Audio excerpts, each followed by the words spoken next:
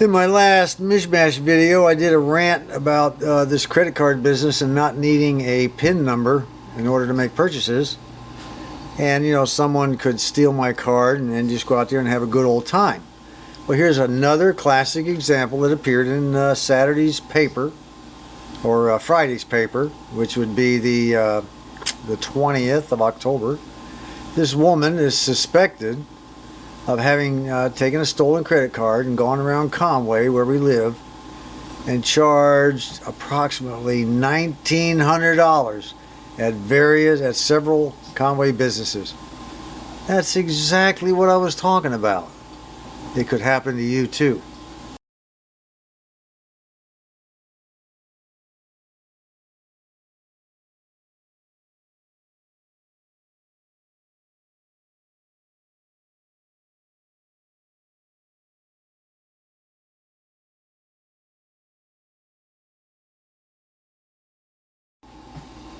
Now the sound won't be as good as what you're used to, but it's better than nothing. I don't want to lose this video, so here goes. Just kind of overlook some of the things that I messed up here. I am at Pettigene Mountain in Conway County, Arkansas, at a very small ham fest. But I didn't really come here for the ham fest. I came here to meet one of our YouTube subscribers, our good YouTube subscribers, whose name happens to be John. Is your name actually John or Johnny? Johnny. Okay, Johnny Umpers. He's one of my YouTube subscribers, one of our YouTube subscribers. First time to meet him. He contacted me and he said, "Are you going to go to the Pettigene Ham Fest?" I said, "No, I didn't even know he was there." He said, "Yeah, meet me up there." So we did. Say hi to everybody on YouTube. Everybody on YouTube. Guys, this is Johnny Umpers. He's the one that puts the comments on our videos quite a bit, and I appreciate it. I really do. And so here we are. It's just 5 tables. 4 pickings, wouldn't you say? 4 pickings? Maybe. Yeah, well, he lives up on a very high mountain up in Mountain View, Arkansas. And he's retired, right? Right. And he likes to repair the tube radios mostly. And he's a good man at woodworking too, right? Well, I do some woodworking. Yeah, he's retired out of Texas, a multi-millionaire. Yeah, right. I mean, this guy's got a CPA. I don't have a CPA. Well, I'm glad you contacted me. It was very good to meet you. Thank you. Same here. All right. Well, guess what, folks? My brand new steel chainsaw I bought about 1.5 years ago. I say it's brand new to me. It won't start. So, you know, I stopped working on the jukebox so I could go out in the yard and cut a few trees and a few tree limbs. I can't even get the thing to work. Who ever heard of a steel chainsaw that wouldn't start? I never have. Anyway, usually it's an external thing that causes the problem if it does not start. You know, lack of, you know, not changing the spark plug, you know, not keeping it clean, you know, messing up the gas and stuff like that, putting too much oil or whatever, not enough oil. And as with this, it is an external problem. The saw went underneath the water in the flood. I had forgotten all about that. And it must have been sitting on the floor, but it was all covered up with mud when I took the top off. Everything's been cleaned up and everything. I've got everything nice and shiny. I'm going to go ahead and I bought a new spark plug for it. This one's the original one. It's time for a change, so I picked up a new one. But it still won't start. It floods a lot. And so that means something is plugged up. If you get a lot of flooding on a small engine, something is plugged. On the front of this thing is the muffler, which is right here. Let me get the light down. And behind right here is a spark suppressor. It's a screen wire located behind this thing right here. So I need to take out these 2 screws, remove this plate. This is all one piece right here. I'll go ahead and remove that and check that wire screen. It may be clogged up with mud. Let's find out. All right, I got the nuts are off. Let's go ahead and see if we can't get this off. I don't want to take the entire muffler off right now. It'll fall off anyway in a second. Well, at least that's clear. There's the spark arrestor screen I was telling you about. Let me zoom in here. All right, set this crap aside. Let's go ahead and take the entire muffler off now. Look down in here. Ooh, my goodness. Are we looking at oil and water mixed? Yep. Well, that's not good. I think what I'm going to have to do now is see if I can't spray all that out there. The valves might have the same kind of coating on them. I'm getting good compression, or at least it feels like good compression. Let me go ahead and spray it out, clean it out. Let's look at this spark arrestor. It's got some stuff in it, but not enough to keep it from running. We'll go ahead and clean that up too.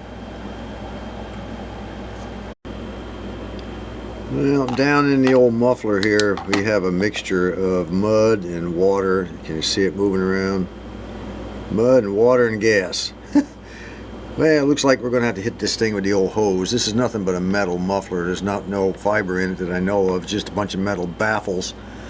And we'll go ahead and spray that out at the same time we do this one right here. I hope this thing starts up. I am really frustrated over this flood business. Every time I turn around, it's something new. Well, she's all cleaned out, and you can see the piston going up and down as I pull this rope. See the piston going up and down. I don't see any oil and junk and crap on top of the piston head down in there, or on top of the head of the piston. It all looks nice and clean down in there. I don't know. I'm going to put the spark plug in it and try to start it up. Put a little gas, try to start it up. Everything is cleaned up, washed out. Our spark suppressor screen is nice and clean now too. So we'll go ahead and set all this mess over here, clean it up the best I could, and then set the spark plug gap to 20 thousandths. We're going to stick her in there, and we're going to crank her up and see if we can't get this thing to at least try to start.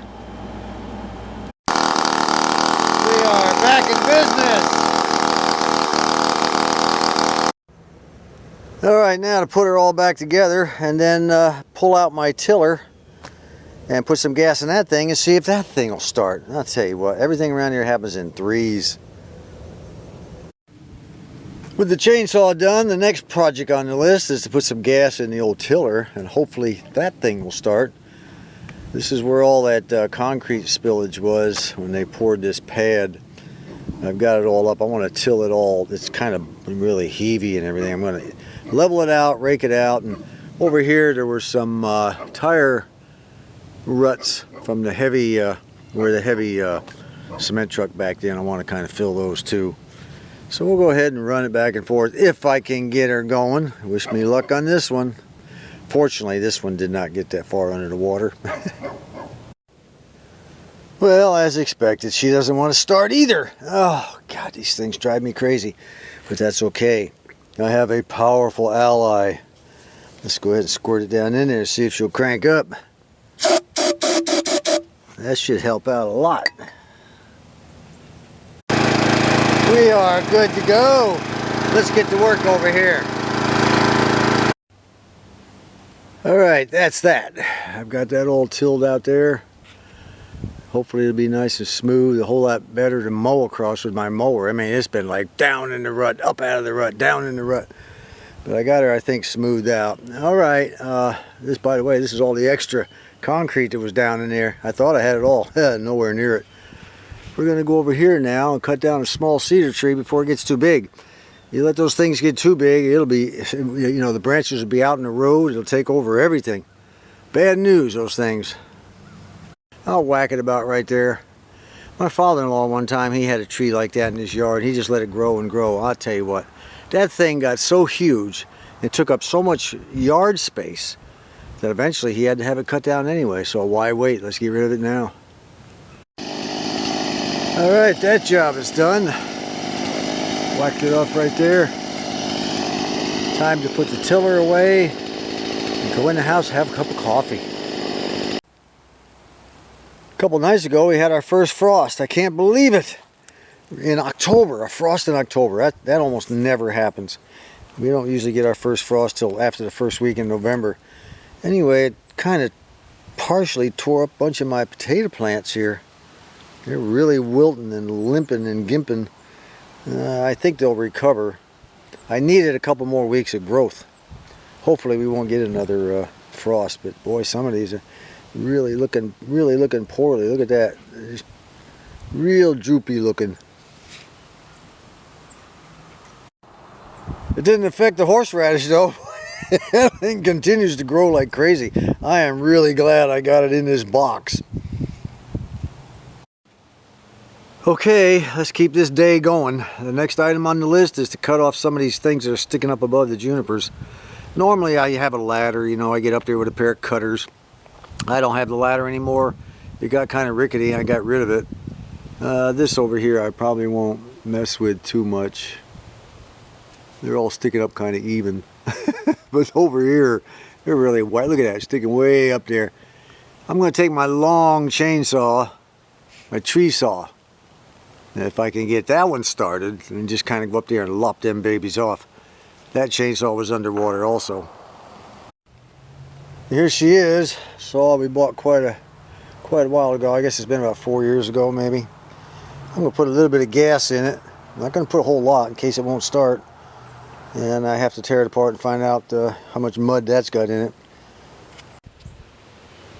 Well, she just doesn't want to cooperate. She's just not going to start. Same thing as what, you know, same problem we have with the old chainsaw. So I've taken it apart and we'll take this small section in the shop and see what we can do with it.